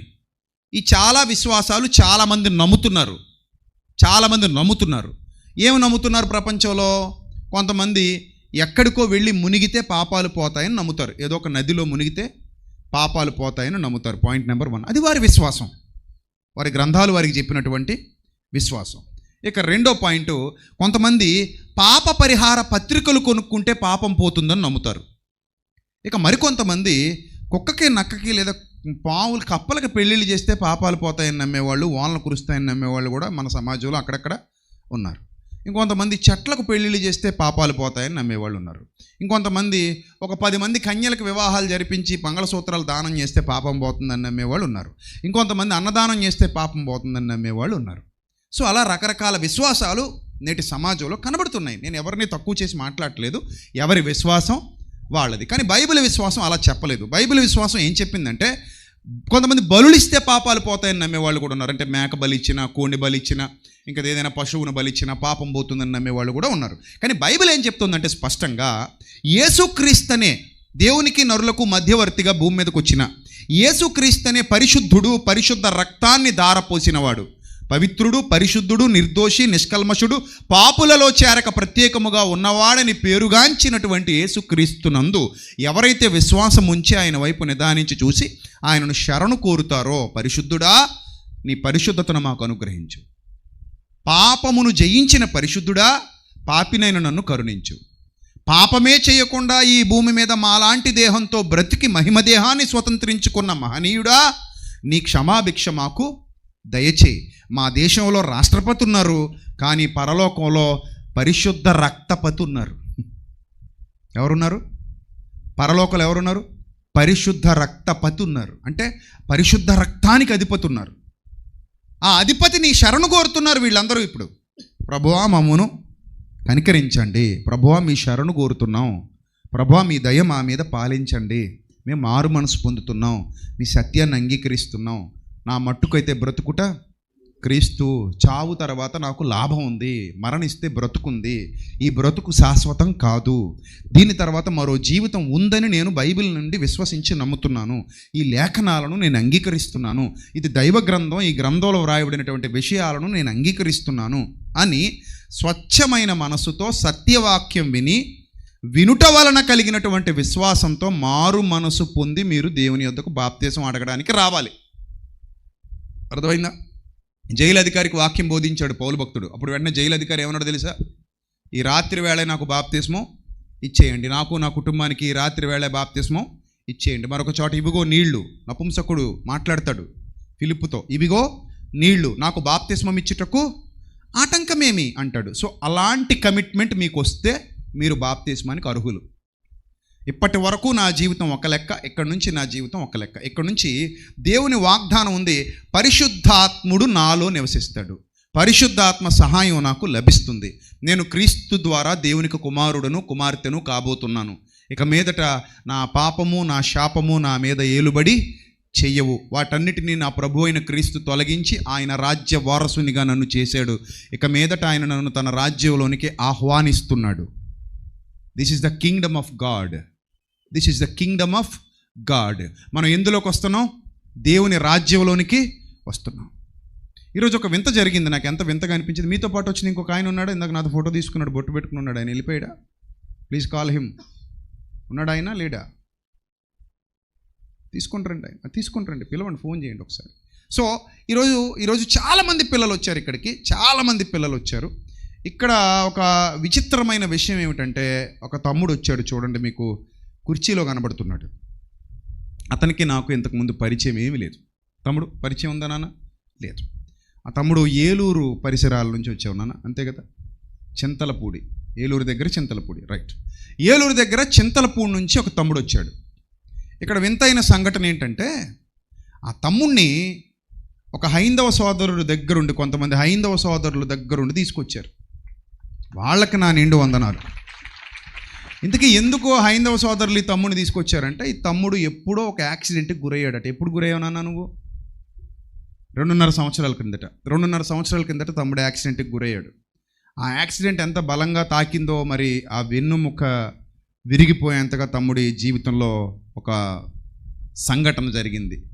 ప్రపంచవ్యాప్తంగా ఇలాంటి సంఘటనలు జరిగినటువంటి వాళ్ళు చాలామంది ఉన్నారు, అందులో తమ్ముడు కూడా ఒకరు. అందులో తమ్ముడు కూడా ఒకరు. అప్పటి నుంచి పాపం ఆ కుర్చీకే పరిమితం అయిపోయారు. ఆయన ఆ కుర్చీకే పరిమితం అయిపోయారు. ఇక్కడ నుంచి నాన్న కిందకి స్పర్శ ఉండదు, అంతేనా? హార్ట్ కింద నుంచి ఇంక నీకు స్పర్శ తెలీదు, కింద వరకు తెలీదు. రైట్, అది బాధాకరం. ఇప్పుడు తమ్ముడు జీవితంలో జరిగినటువంటి ఆ యాక్సిడెంట్ వలన ఈ హార్ట్ కింద నుంచి, అంటే వెన్నెముక్కకి గట్టిగా దెబ్బ తాకడం వల్ల హార్ట్ కింద నుంచి ఆయనకి ఇంకా స్పర్శ తెలియట్లేదు. సరే, ఆయన యూట్యూబ్లో విన్నావు నాన్న ప్రసంగాలు. నువ్వు 2.5 సంవత్సరాలుగా కుర్చీకి పరిమితం అయ్యావు. 1.5 సంవత్సరం నుంచి వింటూనే ఉన్నావు. రైట్, 2.5 సంవత్సరాలుగా సోదరుడు కుర్చీకి పరిమితం అయ్యి యూట్యూబ్లో మన ప్రసంగాలు 1.5 సంవత్సరం నుంచి వింటున్నాడు. ఆయన వింటూ 1.5 సంవత్సరం నుంచి ప్రసంగాలు విన్న తర్వాత ఆయన మనసులో దేవుడు పుట్టించినటువంటి ఆలోచనను బట్టి, ఆయన విన్న వాక్యాన్ని బట్టి ఆయన మారు మనస్సు పొందాడు. ఈ సెమినార్స్ ఇక్కడ జరుగుతున్నాయని యూట్యూబ్ ద్వారా విని ఏలూరు నుంచి వాళ్ళ ఫ్రెండ్స్ని అడిగాడట, నన్ను అక్కడికి తీసుకెళ్ళగలరా, నేను బాప్తిస్మం తీసుకుంటానని. అప్పుడు వాళ్ళ ఫ్రెండ్స్ మంచి మనసుతో ఆయన తీసుకుని ఇక్కడికి వచ్చారు. ఇది చాలా గొప్ప విషయం. ఆ తమ్ముడుకున్న విశ్వాసం గొప్పది. నిజంగా ఆ అబ్బాయిని చూస్తే అబ్బాయి కళ్ళలో నాకు కనబడినటువంటి ఆ కమిట్మెంట్ ఎంత గొప్పగా ఉందంటే, దేవుడు దేవుడు నా శరీరాన్ని స్వస్థపరచాలి అనే ఆలోచనతో తమ్ముడు ఇక్కడికి రాలేదు. అతడు ఏ ఆలోచనతో వచ్చాడంటే, మన్నైనది వెనుకటి వలె మన్నైపోతుంది, కానీ నా ఆత్మ నా తండ్రి సన్నిధికి చేరవలసి ఉంది, గనుక నాకు కావాల్సింది, అత్యంత శీఘ్రంగా కావాల్సింది నాకు ఆత్మీయ స్వస్థత. అది క్రీస్తు ద్వారా అనుగ్రహింపబడుతుంది. గనుక క్రీస్తునందు విశ్వాసం ఉంచిన నేను తిరిగి జన్మించాలి. నా గతకాలపు ఆ చీకటి నుండి, నా గతకాలపు పాపపు బ్రతుకు నుండి, నా గతకాలపు అనుభవాల నుండి నేను తిరిగి జన్మించాలని అతను అనుకున్నాడు. అనుకున్నది తడుగా స్నేహితులకి చెప్పాడు. స్నేహితుడివేనా నాన్న నువ్వు? దా ముందుకురా. ఇతను ఇందాక నాతో ఫోటో తీయించుకున్నాడు. ఇతను ఫోన్లో లక్ష్మీదేవి ఫోటో ఉంది. సో ఈయన ఎంత మంచి స్నేహితుడు అంటే, ఎంత మంచి, ఇలాంటి సహృదయం అందరికీ ఉండాలి. నేను అది చెప్తున్నా. ఒక సోదరుడు, నేను బాప్తిస్మం తీసుకుంటానయ్యా, నన్ను ప్రసాద్ రెడ్డి గారి దగ్గర తీసుకెళ్ళు, సెమినార్కి వెళ్తాను నేను అక్కడికి అని చెప్పినప్పుడు, ఇంకొకడు ఎవరైనా అయితే ఏమంటాడు? ఏదో విధంగా తన మనసును పాడు చేద్దామని చూస్తాడు. లేకపోతే మనకి ఎందుకు నాన్న ఇవన్నీ, మనకు అవసరమా? మన ఆ పిచ్చి స్వామీజీ ఒక ఆయన ఉన్నాడు కదా, మనోహరం దాస్ గారు. ఆయనకిలా మాట్లాడితే మీ తాతగారి పేరేంటి, మీ అమ్మగారి పేరేంటి అంటాడు. వాళ్ళ తాతగారి పేరు అయితే మనకేంటి, మా అమ్మగారి, మా తాతకి తెలియని సత్యం నాకు తెలిసింది. నీకేంటి నొప్పి? మా తాత నడిచి తిరిగేవాడు, నేను బండి మీద తిరుగుతున్నాను. ఇప్పుడు నా దగ్గరికి వచ్చి మీ తాత నడిచైనా తిరిగేవాడు. అవును, మరి నువ్వు బండి మీద తిరుగుతున్నావు అంటే ఏమంటావు? ఏమంటావు? మీ తాత ఉత్తరాలు రాసేవాడుగా. అవును, మరి నువ్వు ఎందుకు ఫోన్ మాట్లాడుతున్నావు అంటే ఏమంటావు? మరి బుద్ధిహీనుడా. మా తాతకి ఆ సత్యం ఎవరో చెప్పలేదు, నాకు చెప్పారు, కాబట్టి అదేం ఉండదు ఇక్కడ. సో ఇలాంటి మంచి సహోదరుడు, మంచి హృదయం ఉన్న స్నేహితుడు అబ్బాయిని తీసుకొచ్చాడు చక్కగా ఇక్కడికి. ఆ అబ్బాయి కోరుకున్నాడట, నా పరిస్థితి ఎలా ఉంది కదా, నన్ను అక్కడ తీసుకెళ్ళి నేను బాప్తిస్మం తీసుకుంటానని కోరుకున్నాడు. అలా కోరుకున్న వెంటనే ఆ అబ్బాయిని తీసుకుని వచ్చాడు. ఇది నిజమైన భారతీయత. నేను ఈరోజు వేదిక మీద ఉండి ఒక విషయం చెప్తున్నాను, జాగ్రత్తగా వినండి. అలాంటి పరిస్థితుల్లో నా స్నేహితుడుండి ఎవరైనా ఒక హైందవ సోదరుడి ద్వారా అతను ఏమైనా ఒకవేళ అందులో సత్యం ఏమైనా ఉంటే అది తెలుసుకుని నా దగ్గరకు వచ్చి మన ఇద్దరి మధ్య ఉన్న స్నేహాన్ని బట్టి నన్ను పలానా ప్రాంతానికి తీసుకెళ్ళని నన్ను అడిగితే నేను కూడా ఇలాగే తీసుకెళతా. అది నా భారతీయత. నేను క్రైస్తవుని కదా, ఒరే అలా చేయకిరా, అవి రాళ్ళు, అవి రప్పలో, అక్కడికి వెళ్ళకూడదు, అవి కళ్ళుండి చూడవు, చెవులుండి వినవు అని పిచ్చి మాటలు నేను మాట్లాడిన వాళ్ళ దగ్గర. ఎందుకంటే అది మంచి పద్ధతి కాదు. ఆ ఊరికి ఈ ఊరు ఎంత దూరమో ఈ ఊరికి ఆ ఊరు అంతే దూరం. ఏదైనా చెబితే మనం ప్రేమతో చెప్పాలి. అతనికి చెప్పే అధికారం ఉంది భారతదేశ చట్టాల ప్రకారంగా. ఇతనికి ఏదైనా విషయం అతని దగ్గర ఉంటే అతనికి చెప్పే అధికారం ఉంది, చెప్పొచ్చు. కానీ అంగీకరించకూడదనే నిర్ణయం ఎవరిది? తమ్ముడిది. ఇప్పుడు నేను కూడా నా మాటలేదో నేను యూట్యూబ్లో చెప్పాను, అతను నమ్మవని నేనేం బలవంత పెట్టలే. నాన్న నీ పేరేం పేరు నేను అడగలేదు, sorry, Phanikumar, nice name. So తమ్ముడికి నాకు ఇప్పుడు పేరు కూడా తెలియదు ఇప్పటివరకు. రైట్, ఈ అబ్బాయి పేరు కూడా నాకు తెలియదు, నేను కూడా అడగలేదు. కానీ నేను నీ పేరేంది నాన్న? కళ్యాణ్. రైట్, కళ్యాణ్. సో ఈ అబ్బాయి పేరు కళ్యాణ్, తమ్ముడి పేరు ఫణికుమార్. నువ్వు కూడా ఫ్రెండా నాన్న? అబ్బాయి ఫ్రెండేనా? ఓకే, నీ పేరేంది నాన్న? శివ శివనాగరాజు. మీదే ఊరు నాన్న? హనుమాన్ జంక్షన్. మీది చింతలపూడే. ఓకే, నీది చింతలపూడే, రైట్. సో వీళ్ళు ఎంత మంచి ఫ్రెండ్స్ అంటే అతని స్నేహితుడు కోరుకున్న కోరికను తీర్చడానికి ఇక్కడికి తీసుకొచ్చారు. అతను స్నేహితుడు కోరుకున్న కోరికను తీర్చడానికి ఇక్కడ తీసుకొచ్చారు. ఇది నిజమైన భారతీయత అంటే. ఏ హిందువుని దూషించొద్దు, ఏ ఇస్లాం మతానికి చెందిన వ్యక్తిని ద్వేషించొద్దు. ఎవరి మత విశ్వాసాలు వాళ్ళవే. నువ్వు నమ్మినట్టు అందరూ నమ్మాలని బలవంత పెట్టడం ఏ మతం వాడు చేసినా అది తప్పే. అయినా బలవంతంగా బాప్తిస్మం ఇచ్చినా చెల్లదు, వేస్ట్ అది. నేను చెప్తున్నాను, రాసి పెట్టుకోండి. ఎవరికైనా ఒకవేళ ఏ సేవకుడైనా ఏ పాస్టర్ అయినా బలవంతంగా బాప్తిజం ఇచ్చేస్తే అది చెల్లదు. నాకు తెలిసి ఎవరో ఒకళ్ళు ఇచ్చారని ఎక్కడైనా ఒక కేసు పట్టుకొచ్చినా చెల్లదు. అలాగే కుటుంబీసులను ఇస్తాం, లేకపోతే బట్టలు పెడతాం, డబ్బులు ఇస్తాం అని ఎవరికైనా బాప్తిస్మం ఇచ్చినా ఆ బాప్తిస్మం చెల్లదు. అలా చేయకూడదు. అసలు బలవంతపు మత మార్పిడి నేరం, చేయకూడదు. ఇది వ్యక్తిగత స్వేచ్ఛ. ఇప్పుడు నాకు ప్రభువుని నమ్ముకోవాలని అనిపించింది 2010లో, నేను నమ్ముకున్నాను. ఆ తర్వాత నాకు దేవుని ప్రేరణ కలిగింది. నువ్వు నమ్ముకుని ఉంటే సరిపోదు, నమ్ముకుని బిజినెస్ చేసుకుంటే సరిపోదు, నువ్వు నా పని చేయాలని నా ప్రభువు నన్ను ప్రేరేపించడాన్ని బట్టి, నాకు ఆ ఆలోచన ఇవ్వడాన్ని బట్టి వెంటనే వెనుదిరిగి చూడకుండా నా పాత నేను చేస్తున్న వ్యాపారాన్ని వదిలిపెట్టేసి నేను సేవలోకి వచ్చేసాను. అప్పటి నుండి ఇప్పటి వరకు నా దేవుడు నన్ను వాడుకుంటూనే ఉన్నాడు. నా ద్వారా అనేక మందిని వెలిగిస్తూనే ఉన్నాడు. నాకు తెలియకుండా చాలామంది సత్యంలోకి వస్తున్నారు అనడానికి కళ్ళ ముందు కనబడుతున్న నిదర్శనాలు ఇవి. రైట్. థ్యాంక్ యూ నాన్న, గాడ్ బ్లెస్ యూ నాన్న, లవ్ యూ. నువ్వు ఇంత మంచిగా నువ్వు కూడా నాన్న వేదిక మీదకి రా. God bless you. మీరు మంచి స్నేహితులు. మీ స్నేహాన్ని ఇలాగే కడవరకు కొనసాగించండి.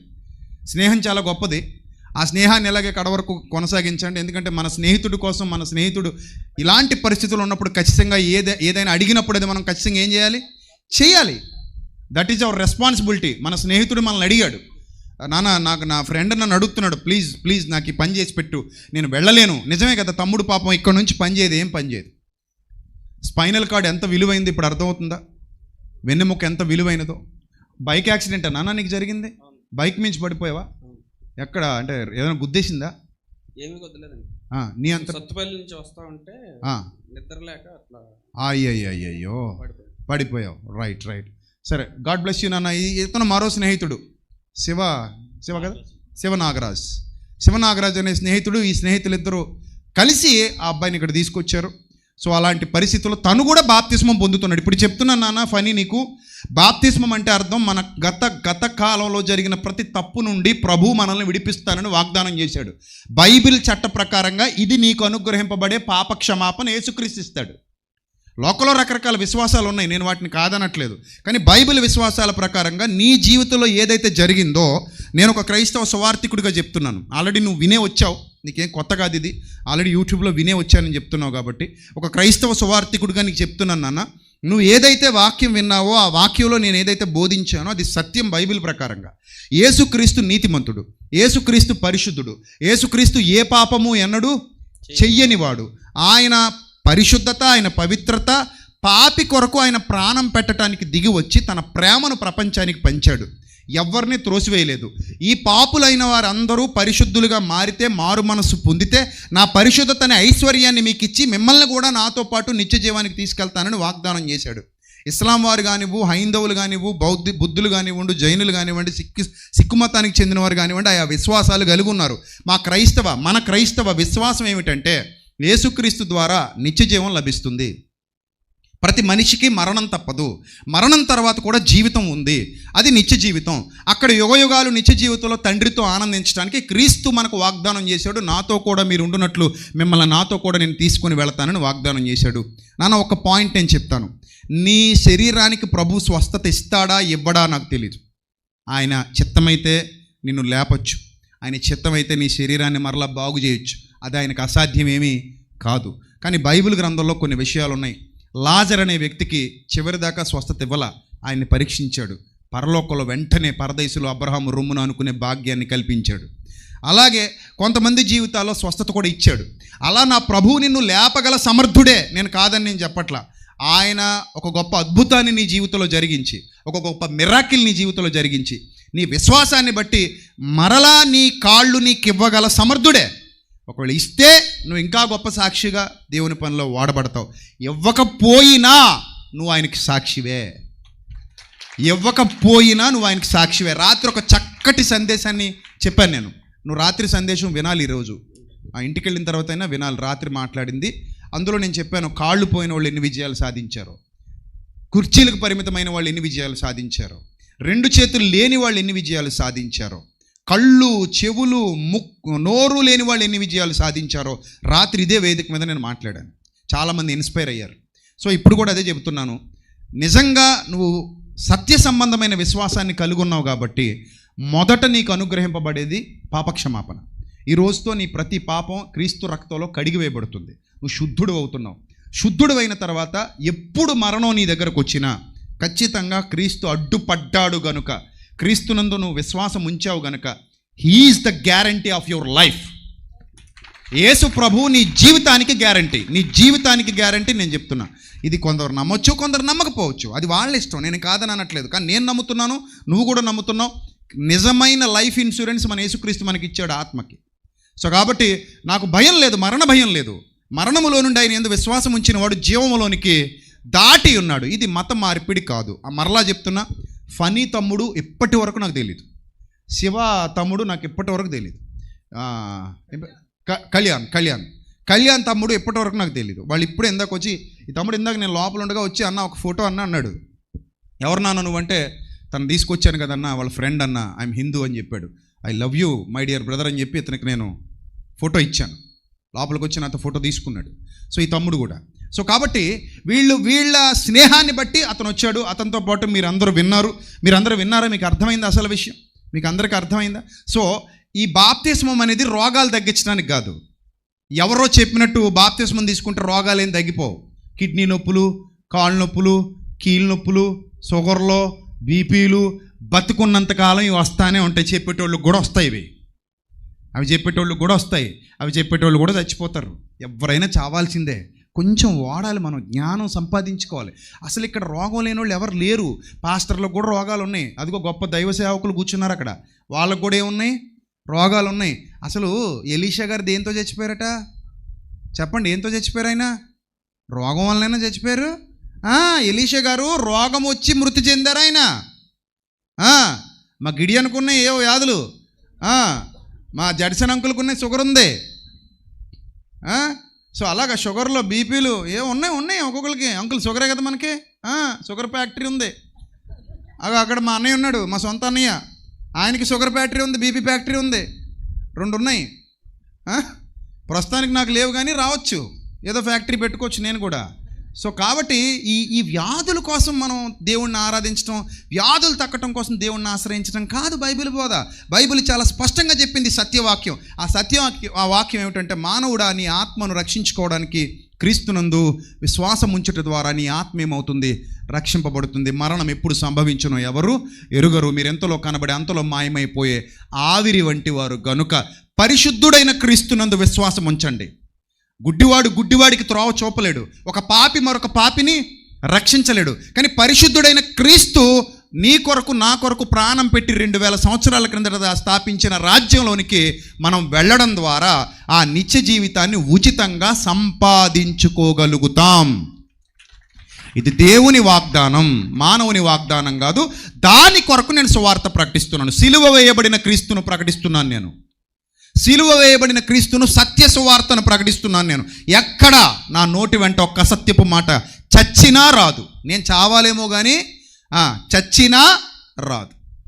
నా పిలుపు వేరే. అదే చెప్పాను మొన్న అన్నతో కూడా. నా పిలుపు వేరే. నా పిలుపు సత్యానికి మాత్రమే కట్టుబడి ఉంటుంది. నా పిలుపు చావు వరకు సత్యానికి మాత్రమే కట్టుబడి ఉంటుంది. సత్యం మాత్రమే ప్రకటింపబడుతుంది నోట్లోంచి. అంతే తప్ప భిన్నమైన సువార్త నాకు రాదు. నేను చెప్పలేను, నా వల్ల కాదు. సో తమ్ముడు, నీకు ఫైనల్గా చెప్తున్నాను అన్న, ఒకవేళ నీకోసం నేను ప్రతిరోజు ప్రార్థిస్తా మర్చిపోకుండా. ఐ లవ్ యూ, నిజంగా ఐ లవ్ యూ రియల్లీ. నేను నీకోసం ప్రార్థన చేస్తూనే ఉంటా. నేను నా భార్య కూడా హిందువే. తను కూడా వచ్చిందా? ఎక్కడుంది తను? శ్రీలు. ఓ వెరీ నైస్. తను నేను తీసుకొచ్చిందా దగ్గర ఉండి? తను నా విషయాలుగా వస్తుంది, నేను తన విషయాలు. సూపర్ అమ్మా. గాడ్ బ్లెస్ యూ తల్లి. నీకు ఇక్కడ ఈ సభా వేదికగా నేను చేతులెత్తి నీకు నమస్కరిస్తున్నాను తల్లి. చాలా సంతోషం తల్లి నువ్వు ఇక్కడ దాకా వచ్చినందుకు. గాడ్ బ్లెస్ యూ అమ్మ. కానీ నీకున్న పెయిన్ చాలా కష్టతరమైన పెయిన్ ఇది. నీ భర్త అలా ఉండడం అనేది చాలా పెయిన్ఫుల్ తల్లి. ఏం చేస్తారమ్మా మీరు? హౌస్ వైఫ్ అంటే జీవించడానికి ఏం చేస్తారని అడుగుతుంది. నేను ఇంతకు ముందు సోషల్ వెల్ఫేర్ దాంట్లో కాంట్రాక్ట్ బేస్ మీద జాబ్ చేశాను. ప్రస్తుతం ఇంకా వేరే ఛాన్స్ లేక పెన్షన్ వస్తుంది, కొత్తలో ఇంట్రెస్ట్కి ఇచ్చి అట్లా మెయింటైన్ చేస్తాను. ఓకే, ఫినాన్షియల్ ప్రాబ్లమ్స్ అయితే ఉన్నాయి, తక్కువ పర్వాలేదు, కొంచెం లైఫ్ లీడ్ చేయగలుగుతున్నారు, బాగానే ఉంది. యాక్చువల్గా యాక్సిడెంట్ అయిన తర్వాత చెయ్యి ఇట్లా వెళ్తుందేమో అనుకున్నాను, కానీ అప్పటి నుంచి నేను ఇచ్చేలాగానే ఉన్నాను. అబ్బా, సూపర్ నాన్న, సూపర్ నాన్న, సూపర్ నాన్న. గాడ్ బ్లెస్ యూ నాన్న. నీ నీ నీ నీ నీ విశ్వాసం నాకు చాలా నచ్చింది. I love you so much. అలాగే తల్లి, గాడ్ బ్లెస్ యూ తల్లి. నిజంగా భార్యాభర్తలు ఇద్దరు ఒకరినొకరు గౌరవించుకుంటూ, చూసారు ఎంత మంచి ఆత్మీయ వాతావరణం ఉందో. కొట్టుకు చచ్చిపోతున్నారు దరిద్రులు ఈరోజు హిందూ మతం క్రైస్తవ మతం అని. కొట్టుకు చచ్చిపోతున్నారు ఈరోజు హిందువులు క్రైస్తవులను. చూడండి, అసలు ఆ భార్యాభర్తలను చూసి నేర్చుకోండి. They are real role models వాళ్ళు, రియల్ రోల్ మోడల్స్ వాళ్ళు. అమ్మాయి బాబు కూడా ఉన్నాడు, గాడ్ బ్లెస్ యూ నాన్న. బాబు కూడా ఉన్నాడు, రియల్ రోల్ మోడల్స్ అండి వాళ్ళు. ఆ భార్య ఇంకా హిందువుగానే ఉంది, అలాగే ఉంటుంది. అలాగే భర్త క్రిస్టియన్గా ఉన్నాడు, అలాగే ఉంటాడు. కానీ వాళ్ళిద్దరూ కలిసి ఏం చేస్తారు? కాపురం చేస్తారు. అది నిజమైన భార్యాభర్తల బంధం అంటే. నీ విశ్వాసాన్ని నేను గౌరవిస్తున్నా, నా విశ్వాసాన్ని నువ్వు గౌరవించు. ఆ విశ్వాసాన్ని గౌరవించే స్నేహితులు ఉన్నారు చూడు, సూపర్ అండి. ఈ సంవత్సరం సెమినార్లో ఇదొక అద్భుతం. నిజంగా ఈ సంవత్సరం మా సెమినార్లో ఇదొక అద్భుతం నాన్న. మీలాంటి గొప్ప వ్యక్తులను కలుసుకోవడం, ఇలాంటి గొప్ప విశ్వాసాన్ని గురించి ఇక్కడ చెప్పడం. సో దేవాది దేవుడు చేసే కార్యాలు మనిషి ఊహలకు అందవు అనడానికి ఇది నిలువెత్తు నిదర్శనం. ఎవరి విశ్వాసం వాళ్ళదండి. మనం ఇబ్బంది పెట్టకూడదు వాళ్ళని, మనం ఇబ్బంది పెట్టకూడదు. అమ్మాయి అందులో గ్రేట్ అనమాట. అమ్మాయి రోల్ మోడల్. అమ్మాయి నీ పేరు తల్లి? శ్రీలక్ష్మి.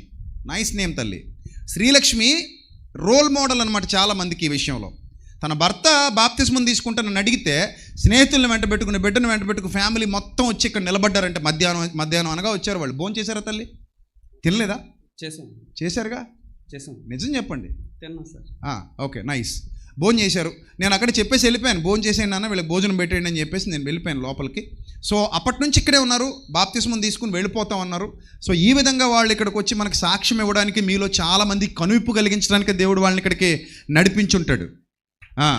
చాలామంది కొట్టుకు చచ్చిపోతున్నారు, హిందూ అని క్రైస్తవ అని, కుటుంబాల్లో కలహాలు పెట్టేసుకుని నీది ఆ మతం నాది ఈ మతం అని విడిపోతున్న మొగుడు పిల్లలిద్దరిని బాధ పెడుతున్నటువంటి వాళ్ళు కూడా ఉన్నారు. కానీ పరమత సహనంతో కాపురం చేస్తూ తన భర్త విశ్వాసాన్ని గౌరవించడానికి ఇక్కడికి వచ్చిన శ్రీలక్ష్మికి మరొకసారి చప్పట్లతో అభినందనలు తెలియజేద్దాం. గాడ్ బ్లెస్ యూ తల్లి. దేవుడిని నేను ఇంకా దీవించను గాక. చెప్ తల్లి. ఇప్పుడు నేను ఎలా అయితే ఆయన్ని ఇక్కడ తీసుకొచ్చానని చెప్తున్నాను కదా సార్, ఆయన కూడా ఎప్పుడు కూడా నా మీద ప్రెజర్ పెట్టరు. నువ్వు హిందూ కదా, ఇలాగ ప్రేయర్ చేయాలి, లేదంటే ఇలా మాలో మారాలి, అది ఇది అని. నేను ఎలా గుడికి వెళ్తానంటే తీసుకెళ్ళడం, నన్ను హర్ట్ చేయకుండా. ఇప్పుడు మీరు ఎలా అయితే ఈ క్రిస్టియానిటీని అయితే ఎవరికి అంటకట్టట్లేదు, మీ ఇష్ట ప్రకారమే చేయండి అని చెప్పేసి అంటున్నారు కదా. ఫస్ట్ మ్యారేజ్ అయిన దగ్గర నుంచి కూడా ఆయన నన్ను అలాగే సపోర్ట్ చేస్తారు. సూపర్ తల్లి. గాడ్ బ్లెస్ యూ తల్లి. God bless you. నిజంగా చాలా మంచి ఆత్మీయ బంధం అమ్మ మీ ఇద్దరిది. అలానే ఉండండి చివరి వరకు. దేవుడు ఇంకా మిమ్మల్ని హెచ్చించాలని నేను మనస్ఫూర్తిగా మీ ఫ్యామిలీ కొరకు ప్రేయర్ చేస్తాను. బాబు కోసం, ఒక్కడే బాబు అమ్మ? ఓకే, బాబు కోసం, తమ్ముడు కోసం, మీకోసం, అలాగే మీ స్నేహితులిద్దరి కోసం కూడా నా అనుదిన ప్రార్థనలో జ్ఞాపకం చేసుకుంటాను. గాడ్ బ్లెస్ యూ నాన్న. Thank you. God bless you. Love you. దేవుడు మిమ్మల్ని, మీ కుటుంబాన్ని బహుగా దీవించి ఆశీర్వదించును గాక. మీరు వెళ్ళండి నాన్న, కిందికి వెళ్ళండి. రైట్, ఇక ఫైనల్గా నేను ముగిస్తున్నాను. వారికి ఇప్పుడు బాప్తిస్మం ఇద్దాం. ఒక గొప్ప సంతోషకరమైన కార్యక్రమంలోకి, నిజమైన పండుగలోకి మనం వెళ్ళబోతున్నాం. ఒక్క పాపి మారు మనసు పొందితే పరలోకంలో దేవుని ఎదుట గొప్ప సంతోషము అన్నాడు దేవుడు. దేవుని ఎదుట, దూతల ఎదుట ఏంటట? గొప్ప సంతోషము. ఆ సంతోషభరితమైన కార్యక్రమంలోనికి మనం వెళ్ళబోతున్నాం. వీళ్ళందరూ కూడా ఇప్పుడు బాప్తిస్మం పొందబోతున్నారు. చెప్పేశాను కదమ్మా, బాప్తిస్మం అంటే ఏంటో మీకు అందరికీ క్లియర్గా అర్థమైపోయి ఉంటుంది. బాప్తిస్మం ఇహ సంబంధమైన విషయాల కొరకు కాదు, పైనున్న వాటి కొరకు, అనగా పర సంబంధమైన విషయాల కొరకు. మేమందరము, అనగా దైవజనులందరూ అక్కడ నిలబడి ప్రార్థన చేస్తాం. జడ్సన్ అంకులు ఉంటారు, గిడియన్ గారు ఉంటారు, ఇంకెవరైతే నాతో పాటు ఈ సేవకులు ఉన్నారో వాళ్ళందరూ ఉంటారు. అందరి సమక్షంలో చక్కగా ప్రార్థన చేసి వారికి బాప్తిస్మం ఇద్దాం. దేవుడు వారి కుటుంబంలో దీవించినట్లు మీ అనుదిన ప్రార్థనలో ఫనీ కుటుంబం కోసం, అలాగే చుట్టూతో ఉన్నటువంటి దేవుని పిల్లలందరి కుటుంబం కోసం మానక ప్రార్థన చేయండి. ఇది మనందరి బాధ్యత. అలాగే తమ్ముడు, నీకు ఒక మాట ఇస్తున్నాను వేదిక మీద నుండి. ఎప్పుడైనా నీ లైఫ్లో ఎలాంటి టిపికల్ సిచ్యువేషన్ వచ్చినా అన్నయ్య ఉన్నాడని మర్చిపోకు. తప్పకుండా చివరి వరకు మేము నీకు తోడుగా ఉంటాం. గాడ్ బ్లెస్ యూ నాన్న. Love you. ప్రార్థన చేద్దాం. అందరూ కూడా తలలు వంచండి, ప్రార్థనలు ఏకీభవించండి, ప్రార్థన చేద్దాం. సాయంత్రం మరలా యథావిధిగా మనం సమయానికి కలుసుకుందాం. తప్పకుండా మనందరం ఈ ప్రార్థనలో ఏకీభవిద్దాం. దేవుడు ఇంత గొప్పగా ఈ యొక్క కార్యక్రమాన్ని జరిగించినందుకు దేవునికి నేను కృతజ్ఞతాస్తుతులు చెల్లిస్తున్నాను. నిజమే, చాలా సంతోషం. ఆయన ప్రణాళికలు అగమ్య గోచరాలు. ఆయన చేసేటువంటి ఆయన ప్లానింగ్స్ ఏవైతే ఉంటాయో కంటికి కనబడవు, చెవికి వినబడవు, మనుష్య హృదయానికి అర్థం కావు. ఒక నెల క్రిందట అనుకుంటాను ఈ సంవత్సరం సెమినార్ చేయగలమా లేదా అన్న భయం నన్ను వెంటాడింది. ఎందుకంటే కొన్ని ఇబ్బందులు ఉన్నాయి, మనం వెళ్ళగలమో లేదో, ఈ సంవత్సరం ముందుకు వెళ్ళగలమో లేదో అనే భయం వెంటాడింది. కానీ నా మనసులో ప్రార్థన చేసుకుని లేవగానే ఒక ఆలోచన, ఒక భరోసా, నువ్వు వెళ్ళు నాయనా అనే ప్రేరణ. నువ్వు వెళ్ళు నాయనా, ఏం కాదు, నువ్వు వెళ్ళు, గొప్ప సైన్యం ఉంది నీ వెనక, దేవుని సైన్యం జరుగుతుంది, ఘనంగా జరుగుతుంది. ఆ ఒక్క ఆలోచనతో ముందడుగేశాం. అప్పటికి గణరాజ్ అనే బ్రతికే ఉన్నారు, సడన్గా ఆయన వెళ్ళిపోయారు. సో అప్పుడు అనుకున్నాను, ఏంటి ఎక్కడ చూసినా మంచి సైన్ కనబడట్లేదు, ఒక పక్క తుఫాన్ వస్తుందని భయపెట్టారు. ఆల్రెడీ మొన్న మధ్య వచ్చేస్తుంది, ఇంకా అయిపోయింది, కరెక్ట్గా మీ సెమినార్ టైంలోనే తుఫాన్ ఉంటుంది అన్నారు. సరే ఏందబ్బా ఇంత అలా నెగిటివ్ ఇంపాక్ట్ పడుతుంది మన మీద. అప్పుడు నేను అనుకున్నాను, ప్రార్థన చేసుకుని, తండ్రి నీవే ఉన్నావు, ముందుకెళ్తాం ధైర్యంగా, ఏదేమైనా సరే ఈ సంవత్సరం ఉచిత భోజనాలు కూడా పెడతాం అనుకున్నాం. సక్సెస్ అయి సాధించి చూపించాం. ₹1 కూడా ఎవరి దగ్గర రిజిస్ట్రేషన్ వసూలు చేయకుండా ఉచితంగా భోజనాలు పెట్టాం. నిజంగా చెప్తున్నానండి, ఉచితంగా మనం భోజనాలు పెట్టినా, ఉచితంగానే మనం వసతి కల్పించినా ఎక్కడ లోటు రాలేదండి, ఎక్కడ లోటు రాలేదు. దేవుడు ఏదో విధంగా మార్గాలు తెరవడానికి సుగమం చేశాడు. చాలామంది పిల్లలు కలిశారు, కష్టపడ్డారు, శ్రమపడ్డారు. వారి యొక్క శ్రమను పెట్టుబడిగా పెట్టి ఈరోజు ఇంత గొప్ప కార్యం ఇక్కడ జరగడానికి దేవుడు కృప చూపించారు. ఇదిగో చక్కగా ఎంతోమంది ఆత్మలు ఈరోజు దేవుని సన్నిధిలో నిలబడడానికి కమిట్మెంట్తో ముందుకు వచ్చారు. సత్యవాక్యం ప్రకటింపబడుతోంది. వారి జీవితాలకు, వారి పిల్లల జీవితాలకు మేలు కలుగును గాక. మనస్ఫూర్తిగా దీవిద్దాం వాళ్ళని, మనస్ఫూర్తిగా ఆశీర్వదిద్దాం వాళ్ళని. అందరూ మీ కుడి హస్తాలు వారి వైపు చాపండి. మనం అందరం మనస్ఫూర్తిగా వారి కోసం ప్రార్థన చేద్దాం, వీళ్ళందరి కోసం ప్రార్థన చేద్దాం. దేవుడు వీరి కుటుంబాలను దీవించాలి, దేవుడు వీరి కుటుంబాలను ఆశీర్వదించాలి. దేవుడు ఇంకా విశ్వాస జీవితంలో వీరిని గొప్పగా తీర్చిదిద్దాలి, గొప్పగా తీర్చిదిద్దాలి. కొంతమంది తప్పు కామెంట్లు పెడుతుంటారు, ఏమనో తెలుసా, ఇదిగో వీళ్ళందరినీ మతం మార్చేశాడు, రేపటి నుంచి వీళ్ళ దగ్గర 10వ భాగం దండుకుంటాడని. ఏమని? వీళ్ళందరినీ మతం మార్చేశాడు, రేపటి నుంచి వీళ్ళందరి దగ్గర 10% అంటే 10% దండుకుంటాడు అని కామెంట్లు పెడతారు. అలా కామెంట్లు బట్టే వాళ్ళకి చెప్తున్నాను, వీళ్ళని ఎవరినే నేను కాదు, నా ముందు కూర్చున్న చాలామందికి నేను బాప్తిస్మం ఇచ్చాను. ఎవరిని ఎప్పుడు మీ సంపాదనలో 10% దండని ఎప్పటి వరకు అడగలేదు. That is Vijay Prasad Reddy, that is Vijay Prasad Reddy. రాసి పెట్టుకోండి, ఇంతవరకు ఎవరిని ఒక్కరిని కూడా మీ డబ్బుల్లో 10% పట్టుకురండి, మీ ఆస్తిలో భాగం తీసుకురండి, మీరు సంపాదించిన దాంట్లో 10% దండని ఎవరిని అడగలేదు. మళ్ళీ చెప్తున్నా, అడగను కూడా. ఎందుకో తెలుసా, నా ప్రభువే నన్ను నిలబెట్టాడు, నా ప్రభువే నన్ను కాపాడుతాడు, నా ప్రభువే నన్ను పోషించగల సమర్థుడు. అర్థమవుతుందా? రైట్. ఇంకా మీ ఫ్యామిలీస్ కోసం నేను ప్రార్థన చేస్తాను. మిమ్మల్ని ఎవరిని నేను ఎప్పుడు డబ్బులు అడగను. ఏదైనా దేవుని కార్యం జరిగితే మనందరం ప్రేరేపించబడితే అది మన ఇష్టపూర్వకంగా జరిగేది తప్ప నేను ఎప్పుడు ఎవరిని మీరు నాకు డబ్బులు ఇవ్వండి అని కానీ, మీరు నాకు అది ఇవ్వండి అని కానీ, ఇది ఇవ్వండి అని కానీ నేను ఎవరిని ఎప్పుడు అడగలేదు, ఎవరిని ఎప్పుడు బలవంతం పెట్టలేదు, అలాగే ఎవరిని ప్రలోభాలకు కూడా గురి చేయలేదు. ఏదైనా ఒక సత్కార్యం చేస్తున్నాం, భోజనాలు పెట్టాలని ఎవరికైనా మనసు ఉంటే పెట్టండి, టిఫిన్ పెట్టాలని ఎవరికైనా మనసు ఉంటే, మీకు సామర్థ్యం ఉంటే పెట్టండి అని చెప్పాను తప్ప, దానికి సహకరించండి అని పబ్లిక్గా యూనివర్సల్గా స్టేట్మెంట్ ఇచ్చాను తప్ప ఎప్పుడు ఎవరిని బలవంత పెట్టి ప్రలోభాలకు గురిపెట్టి ఎవరిని ఎప్పుడు డబ్బులు అడిగినోడిని కాదు నేను.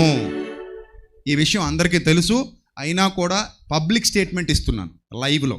రైట్. ప్రార్థన చేద్దామమ్మా, అందరూ కళ్ళు మూసుకోండి, తలలు వంచండి. ఈరోజు గొప్ప సంతోషకరమైన సువర్తమానం ఇది, గొప్ప సంతోషకరమైన స్థితిని దేవుడు అనుగ్రహించాడు మనందరికీ. సో ప్రార్థన చేద్దాం, అందరూ కళ్ళు మూసుకొని ప్రార్థనలో ఏకీభవించండి. మహాపరిశుద్ధుడైన మా కన్న తండ్రి, అందరూ మీ కుడి హస్తాలు వీరి వైపు చాపండి. మహాపరిశుద్ధుడైన మా కన్న తండ్రి, మహోన్నతుడ, దయగల దేవ, కృపగల ప్రభువ, ఈ పిల్లల్ని మీరు ప్రేమించి సజీవుల లెక్కలో ఉంచి మీ సత్యవాక్యం ప్రకటింపబడడం ద్వారా తండ్రి, ఎవరు ఎన్ని విధాలుగా నోటికొచ్చినట్టు మాట్లాడినా సత్యాన్ని మీరు గెలిపిస్తూనే ఉన్నారు. ఎంతమంది తమ దుర్బోధలతో మాపై దాడి చేద్దామని ప్రయత్నించినా మీ సత్యవాక్యాన్ని గెలిపిస్తూనే ఉన్నారు. ఎంతమంది దుర్నీతి పరులు తండ్రి కట్టగట్టుకున్నా మీ సత్యవాక్యాన్ని మీరు గెలిపిస్తూనే ఉన్నారు. ప్రభువా, ఈ సత్యం ప్రకటింపబడిన తోడనే అనేకుల జీవితాలలో వెలుగు కలుగుతోంది. వారు శరీర సంబంధమైన ఆశలతో రావట్లేదు ప్రభువా, ఆత్మ సంబంధమైన ఆలోచనలతో వస్తున్నారు. శరీర సంబంధమైన కోరికలతో రావట్లేదు తండ్రి, ఆత్మ సంబంధమైన దీవెన కొరకు వస్తున్నారు.